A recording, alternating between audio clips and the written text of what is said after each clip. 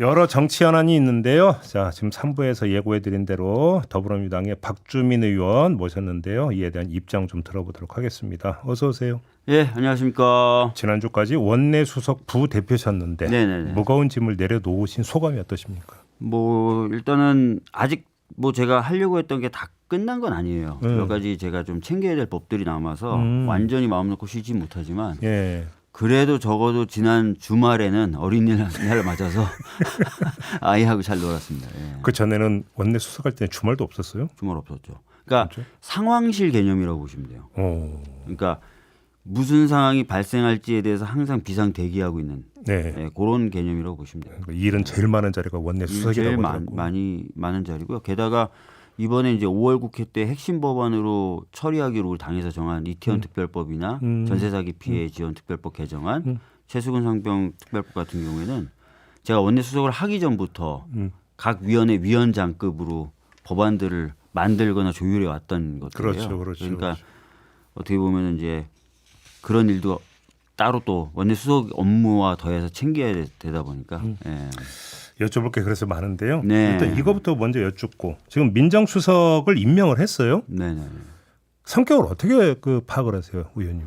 많은 분들이 예상하는 것처럼 저도 판단을 합니다. 처음에 사정기관 장악용이다. 네, 사정기관 장악용이다. 그리고 이제 각종 사법 리스크 대응용이다. 이렇게 보고 있어요. 네. 그래요? 네. 그러면 장악이 된다고 보시는 겁니까? 우선은 대통령실은 고유하게 원래 인사권을 가지고 있지 않습니까? 그렇죠. 그러니까 인사권에다가 정보까지 더해지면 예. 사실상 공직들은 장악이 가능하죠. 특히 이제 검찰 같은 경우에는 또 선후배 기수. 그러면 지금 인연 법무부 이런 산하에 있는 인사정보관리단의 기능도 민정수석실로 옮겨간다고 보세요? 아니 그런 거보다는 고유 예를 들어서 검사들 임명하고 날 때 최종 결정은 대통령실에서 하잖아요. 그렇죠, 물론이죠. 그리고 인사 이동이나 이런 것도 최종적으로 대통령실이 그렇게 해야 되는 거고. 검찰 인사안을 그쪽에서 그렇죠. 사실상 짤 수가 있다. 그렇죠. 그런데 그런데 더해서 이제 정보까지 장악하게 되면은 예. 실질적으로 뭐 사정기관들 장악하거나 이런 거는 쉽게 되는 거죠. 근데 이제 그 윤석열 대통령 계속 민심 청취 이야기를 하잖아요. 요건 좀 정리가 필요한 게 네. 예를 들어서 이제 홍보 수석실 같은 경우도 언론 보도라든지 네. 뭐 이런 어떤 여론 시장에 있는 어떤 정보들은 취합을 하고 네. 그다음에 지금 그 현재 용산 직제에 따르면 시민사회 수석실에서는 또 일본 민심 체크를 하잖아요. 그렇죠. 그러면 법률가 출신이 꼭 챙겨야 된다고 하면 그 민심은 어떤 민심입니까? 그러니까 그 직접 본인이 이제 그 소개를 하더라고요. 소개를 하면서도 본인 입으로 민심이란 단어인데 정보란 단어를 쓰더라고요. 정보란 단어를 써요. 네, 그러니까 사실 이제 민심이라고는 표현하지만 핵심은 정보겠죠. 그러니까 이게 예. 사정기관에서 수집되는 정보 그렇죠. 그 얘기를 하는 정보죠. 거죠. 예. 그렇죠. 그 얘기하는 그 거잖아요. 얘기하는 거잖아요. 근데 저는 일단 여기서 이해가 안 되는 게 사정기관에서 검찰이나 경찰이 수집하는 정보가 뭔데요? 범죄 정보죠. 그러니까 범죄 정보여야 되는 거잖아요. 예. 근데 그게 어떤 민심 청취하고 무슨 상관이 있습니까? 이제 과거에도 이제 여러 동향 보고들을 올리지 않습니까? 그렇죠. 수사기관들이. 예. 근데 그런 동향 보고도 일반적인 민심이라기보다는 예. 주로 어떤 범죄나 사건 예. 뭐 이런 것들에 대한 동향 보고들을 많이 올리는데 예. 그래서 이제 걱정하는 게 대통령실 차원에서 뭔가 캐비넷이 구축되는 거 아니냐 이런 얘기들이 나오는 거죠. 예. 주요 인물에 대한 예. 그렇게 보시는 거고. 그런 우려가 제기되는 거죠. 그렇다. 네. 그러면 지금 만약에 이제 그 민정수석이 그러니까 첫 번째로 해야 될 게 지금 이원석 검찰총장 임기 이제 얼마 안 남았고, 네, 그렇습니다. 송경호 서울중앙지검장도 2년 꽉 채웠고, 네. 이 인사부터 지금 핸들링할 가능성이 있다 이렇게 보시는 거겠네요. 뭐 그럼? 그렇게 봐야 되지 않겠습니까? 그래요. 예. 알겠습니다. 원내 수석으로 일하시면서 좀 이제는 말할 수 있다 버전으로 좀 말씀해 주시면 좋겠는데. 따로 유튜브 진행을 하시죠. 아니 왜 질문을 드리냐면 이양수 원내 수석이 엊그제 네네네. 채널의 유튜브 채널에 나가서 이른바 조건부 수용론을 제기를 했어요. 최상병 특검법과 관련해서. 그러니까 무슨 얘기냐면 한 3개월 정도 시한을 둬서 공수처 수사를 먼저 하게 하고 예. 그 시한 안에 그 수사가 완료가 되지 않으면 특검을 그 발동을 시키는 걸로 약속을 하면 되는 거 아니냐. 요 얘기를 했는데 제가 궁금한 게 네. 원내 수석 부대표 간에 이제 소통 협상 많이 하잖아요. 네. 혹시 테이블에 이 이야기가 나온 적이 있습니까? 테이블에서 나온 적이 없고요. 없습니까? 그 이태원 특별법에 대해서 이제 저하고 이양수 수석이 협상을 했어요. 그 내용에 대해서 협상을 마치고 나서 이제 협상 결과에 대해서 백브리핑을 할 때 기자 질문에 그렇게 답변을 하셨고 그 뒤에 이제 언론기관과 인터뷰하면서 2번인가 3번 그렇게 동일한 취지로 말씀하시더라고요. 예. 테이블 선상에 저하고 얘기하면서 올려놓으신 적은 없어요. 그럼 어느 순간 이제 갑자기 나온 건데 이게 그냥 원내 수석 입에서 나왔기 때문에 지금 질문드리는데 한 개인 그러니까 개별 의원의 개인 의견으로 보기엔 좀 약간 뭐한 부분이 있지 않습니까? 아마 이제 이양수 수석이 그런 얘기를 공개적으로라도 얘기를 할 수 있었던 배경에는 그런 생각을 갖고 있는 사람들이 좀 있었겠죠. 국민의힘 지휘부 아래. 라인 안에. 지휘부에. 본인 독단으로 얘기할 수 있는 수준의 것은 아니잖아요. 그럼 그 용산하고도 어느 정도 얘기가 된 결과라고 보세요? 저는 뭐 그 정도는 됐으니까 얘기를 하지 않았을까. 부담 없이 이런 생각은 듭니다. 그래요? 예. 그리고 이건 이양수 원내수석이 이야기한 게 아니라 다른 원외 인사가 얘기한 건데 추천권 같은 경우도 네. 대한변협 이쪽으로 주면 받을 수 있는 거 아니냐. 요 얘기라던데 이건 어떻게 생각하세요? 아니 대한변협에서 4명 추천해서 그중에 2명 고르는 거잖아요. 예. 그러니까 뭐 원래 법이 최종 그렇기 때문에. 추천권이 되겠죠. 그러니까 최종 추천. 그러니까 어차피 대한변협이 바스켓을 만들잖아요. 예. 거기 안에서 고르는 거기 때문에 그럼 뭐 그 얘기가 그 얘기다. 그 얘기예요. 그럼 아무튼 그러면 그 조건부 수용론의 핵심은 시한을 정한 다음에 시한을 못 맞추면 특검 발동 요거 같은데 네. 민주당이 받을 여지가 있습니까? 저는 이제 이 부분을 공식적으로 테이블에 올린 적도 없기 때문에 네. 공식적으로 여기에 대해서 이제 당내에서 논의하거나 한 적은 없어요. 제 개인적인 생각을 말씀드리는 겁니다. 3개월 동안 공수처가 수사한 다음에 그 결과를 보고 판단하자. 완전 열린 결론 아닙니까? 그다음에 3개월 후에 그럼 공수처 수사가 잘 됐다 안 됐다 판단을 또 누가 할 건데요. 이거는 제가 보기에 굉장히 불확정한 조건에 매달아 버리는 거거든요. 그래서 이런 협상은 받기가 어렵고 또 하나는 지금 공수처장이 새로 임명되는 단계예요. 지금 인사청문회를 거쳐서. 그렇죠. 그럼 3개월 동안 이 새로운 공수처장이 뭐 진짜 공정하게 수사한다는 보장이 네. 있습니까? 그건 아니잖아요. 그렇기 때문에 모든 게 불확정하고 불명확한 상태로 이 특검법을 몰아넣는 거거든요. 근데 조건부 수용론을 제기하는 데는 정반대로 네. 마냥 반대하는 거에도 한계가 있다는 고뇌의 흔적 묻어 있는 것이냐. 이것도 함께 봐야 될 것 같은데 이 점은 어떻게 보세요? 그런 고뇌에서 이 제안이 나왔다고 봐요. 지금 이제 총리도 아직 인선을 못 하고 있잖아요. 그러니까 이 꽉 막힌 이 전국을 어떻게든 풀기 위해서 3개월의 시간이 필요한 것 같아요. 저쪽에서는. 그리고 좋으면 예. 정말 최상을 가정해 보면 3개월의 시간을 벌어서 총리 인준이나 지금 뭔가 안 돌아가는 것들 해보고 3개월 후에 특검법도 안 하는 거죠. 그러면 진짜 100점 만점이죠. 그런 네. 것까지도 생각을 했을 거예요. 근데 아까 말씀드렸던 것처럼 저희는 이런 특검법 같이 굉장히 중요한 법을 완전히 불확정하고 불명확하고 불투명한 조건에 매달 수는 없을 것 같습니다. 제 생각은. 그래요. 예. 알겠습니다. 그 이게 어제 그 민정수석실 그 설치하고도 연결이 되고 최상병 특검법하고도 연결이 되는 게 이시원 현 공직기강 비서관이 네. 물러나고 이원모 전 인사비서관이 내정이 됐다는 보도가 네, 있었거든요. 네. 자, 이시원 현 공직기강 비서관이 물러난다면 이 성격을 어떻게 읽어야 되는 걸까요? 뭐 꼬리 감축이에요. 그렇게 봐야죠. 제가 그때도 김종배의 시선 집중에 나와서 이 비슷한 취지의 말씀을 드린 적이 있는데 언제였냐면 이종섭 전 장관 갑자기 사임했을 때. 네. 예. 그때 제가 꼬리 감축이다 이렇게 말씀을 드렸잖아요. 국감을 앞두고 갑자기 국감에 나와서 국감을 책임져야 될 장관을 바꿔버린 거잖아요. 네네네. 예. 그거는 국감장이 내놓지 않겠다는 거예요. 자, 지금 어떤 상황이냐면 이제 22대 국회가 시작이 됩니다. 그렇죠. 예, 좋든 싫든 그러면 국회가 가동이 될 거고요. 그렇죠. 그럼 업무 보고라는 걸 하게 됩니다. 그럼 운영위에 여러 비서관들, 수석들 쭉 나와야 됩니다. 노출이 돼야 돼요. 그죠? 예. 그러면 내놓고 싶겠습니까?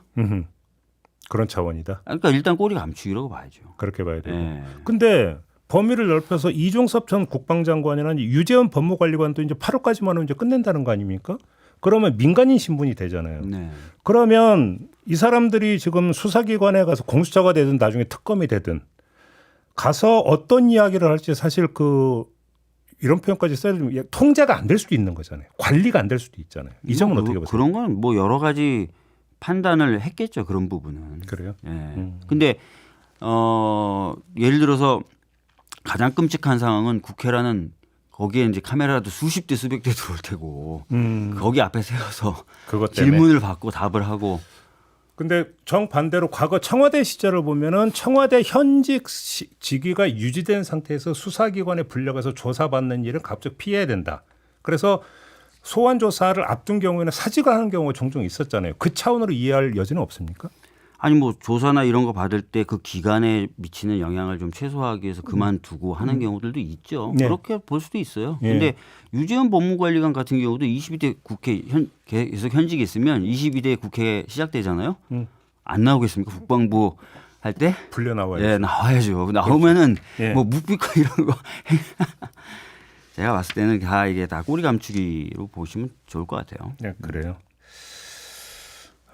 알겠습니다. 요거 하나 좀 여쭤봤으면 좋겠는데 네. 지금 이제 원구성 협상을 앞두고 있잖아요. 네. 법사위원장 자리는 어떤 일이 있어도 민주당이 맡아야 된다. 저희가 여러 차례 인터뷰를 했는데 거듭 확인되는 게 이건데 지금 그 당내에서 네. 법사위원장 적임자 투표가 한창이라는 얘기가 있는데 맞습니까? 이런 투표가 진행되지는 않는 걸로 알고 있는데요. 그냥 하마평 얘기인가요? 하마평 얘기. 의원님이 압도적 1위를 달리고 있다라는 지지자들 사이에서 투표. 지지자들 사이에서 예. 만약에 맡으라면 맡으시겠어요? 뭐 맡으라면 맡아야 되겠죠. 그리고 아마 잘할 겁니다. 아니 본인 입으로 왜냐하면 그런 얘기를- 저는 법사위원장 직무대리를 7개월간 했어요. 그때 이제 군사법원법 개정이라든지 예. 굵직한 걸 많이 했죠. 그래요. 시켜주면 한다. 기꺼이 아니 한다. 당이 맡으라면은 뭐 그런 근데 국민의힘에서 내놓을까요? 법사위원장이요. 예. 이게 사실 이게 개념상으로 보면 내놓는다 안 내놓는다는 명분이 잘 성립이 안 돼요. 개념상으로 보면 네네네. 무슨 얘기냐면 예. 결국 다 투표거든요. 뭐 형식상 그렇죠. 그렇죠. 예. 그렇기 때문에 협상을 해보고 안 되면 국회법상 투표를 하게 되면은 저희들이 필요하다고 생각하는 상임을 가져올 수 있습니다. 뭐 네. 원래부터 뭐 국민의힘 목 이런 건 없어요. 사실상 역사적으로도 그렇습니다. 어떤 특정 상임위가 원래 야당 목 이런 거 없고 그때 달라요. 그래서 저희들이 이제 협상을 해보고 필요하면 이제 투표 같은 것들을 통해서 저희들이 적법하게 가져올 수 있는 상임위들을 가져오면 됩니다. 그리고 명분도 있어요. 왜냐하면은 아시는 것처럼 지금 21대 국회 때 법사위가 안건을 처리하지 않아서 본회의를 무산시킨 적이 있습니다. 예. 그때 이동관 저희가 탄핵한다 그랬을 때 예. 그때 수두룩빽빽한 민생 법안들 다 정지시킨 거거든요. 법사위에서. 그리고 여야가 합의하고 의장까지 승인했던 본회의 일정을 마비시켜 버린 거예요. 네네네. 법사위 이런 식으로 운영하면 안 되거든요. 근데 본인들이 엄청 무리해가면서 이렇게 한 거예요. 그때 분명히 저희가 경고했습니다. 이런 식으로 법사위 운영하면 22대 국회 때 법사위 못 가져간다. 예. 지금 뭐 자기들이 이렇게 명분을 저희한테 충분히 줬고 운영위도 마찬가지입니다. 저희가 운영위를 열어달라고 7차례 저희가 요구했는데 다 거절당했거든요. 그러니까 운영이 이런 식으로 운영하면서 다음에도 우리가 운영이 하겠다. 그건 안 되죠. 운영이 아예 가동을 안 하는데 뭘. 그 지금 전세 사기 특별법 있잖아요. 네. 이제 부의까지 이루어진 거잖아요. 네, 맞습니다. 근데 앞으로 그럼 이제 처리가 어떻게 되는 거예요, 그거는? 그러니까 부의 표결을 하고 나면 이제 국회 본회의에 안건 상정할 수 있는 전제 조건이 다 충족이 된 겁니다. 그러면 이제 28일로 예정돼 있는 본회의가 정상적으로 열리면 표결할 수 있어요. 물론 28일 날 본회의 때 안건에 대해서는 협의가 안 돼 있고 28일 날 열리는지에 대해서도 협상이 아직 완결된 건 아니에요. 제가 궁금한 게 뭐 28일이라든 26일이든 하여간 본회의에서 표결까지 돼서 네. 정부로 이송이 되면 네. 근데 대통령이 거부권을 행사하면 그때는 그 22대 국회로 연결이 됩니까? 그러니까 저희가 이제 이런 사례가 없어서 네. 그 법리 해석을 좀 받아본 적이 있거든요. 아, 그래요? 예, 근데 이것도 좀 다시 검토는 해봐야 됩니다. 왜냐하면 그때 급하게 좀 검토를 예, 해서 약간 틀릴 수 있다는 전제로 1차 검토라고 전제로 말씀을 드리면 1차 검토 결과는 이제 21대 국회 때 처리한 법이 대통령한테 가서 대통령의 거부권 행사한 단계에서 이미 21대 국회가 종료되면 그렇죠. 돌려보내도 사실상 처리할 수 있는 상태가 아니다. 폐기 상태로 봐야 된다. 그래서 폐기된 걸로 봐야 된다. 이렇게 1차 검토 결과는 나왔어요. 1차 검토 결과는. 네. 그러면 본회의에서 표결을 해도 그냥 또 날아가 버리는 것이 폐기돼 버리는 것이 될 가능성이 높다고 봐야 되겠네요. 아니 왜 여쭤봤냐면 아까도 잠깐 전해드렸는데 8번째 또 사망 사례가 또 발생했다는 거 아니겠습니까? 저희가 이걸 피하기 위해서 적어도 최수근 상병 특검법은 이걸 피하기 위해서 네. 무조건 5월 초에 한번 하고 음. 거부권 행사할 수 있는 텀이 15일밖에 없으니까 예. 5월 말에 한 번 한다 해서 2번 회기를 본회의를 열려고 노력했던 거거든요. 예, 예. 그래서 최수근 상병 특검법 어떻게든 21대 때 제2표결까지 할 수 있는 상황으로 만들어놨고 전세사기 특별법 같은 경우에는 뭐 국민의힘이 반대한다는 입장을 계속 고수해 왔지만 네. 설마 이것까지 거부할 거냐 이런 생각이 좀 있긴 있어요. 예. 그러니까 그럼 대통령 거부권 행사 안 하고 받아들이면 아무 상관은 없는 거고 그렇죠. 그렇게 되는 거예요. 네. 알겠습니다.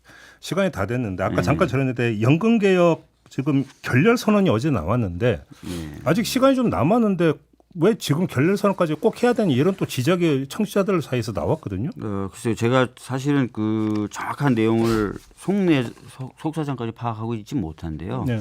이제 결렬 선언을 했다는 거는 그만큼 이제 주어진 시간 내에 회복하기 어려운 차이점이 있다. 2%포인트 차이였다고. 예, 뭐 그런 것 같고요. 아마 거기에 대해서 저희 아마 어제 우리 의원 김성주 책임을 맡고 계신 의원님인데 굉장히 강하게 반발을 하셨던 것 같은데 예. 뭐 그랬던 것 같습니다. 정확한 속사정은 저도 알 수는 없습니다. 예. 그래요. 알겠습니다. 마무리를 해야 되는데 이태원 특별법 재표결은 어떻게 전망을 하십니까? 마지막으로. 이태원 특별법은 동의한 거기 때문에 제가 좀 잘못 이야기했는데 최상병 컨디션 특검법 되게 안 좋아 보여요. 최상병 특검법 재표결 같은 경우. 근데 사실은 지금 뭐 김웅 의원이나 또 말로는 또 찬성하겠다는 안철수 의원이 존재하고 그렇기 때문에 저는 지금 우리 원내 지도부에게 좀 주문하고 싶은 게 시간이 좀 있어요. 그래서 좀 여당 쪽 인사들을 만나라. 만나라. 물밑으로라도 설득 좀 해라. 그런 얘기를 좀 하고 싶습니다. 알겠습니다. 마무리할게요. 고맙습니다. 네. 더불어민주당의 박주민 의원과 함께했습니다.